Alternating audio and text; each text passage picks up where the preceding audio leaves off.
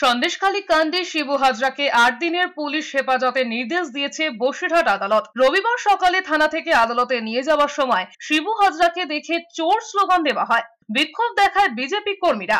আদালতে পুলিশ দাবি করেছে পালানোর চেষ্টা করেছিলেন শিবু হাজরা, তখন তাকে গ্রেপ্তার করা হয়েছে। শিবু হাজরা প্রভাবশালী, জামিন পেলে এলাকায় শান্তি বিঘ্নিত হতে পারে। এরপরেই বিচারক 8 দিনের পুলিশ হেফাজত দিয়েছেন তৃণমূল নেতাকে। ফের 26 তারিখ শিবু হাজরাকে আদালতে তোলা হবে।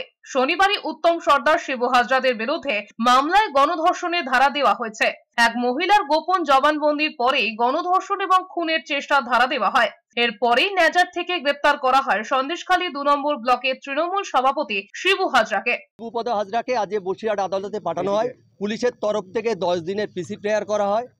সেই পিসি প্রেয়ারের এগেনস্টে আমরা বেল পিটিশন দেই।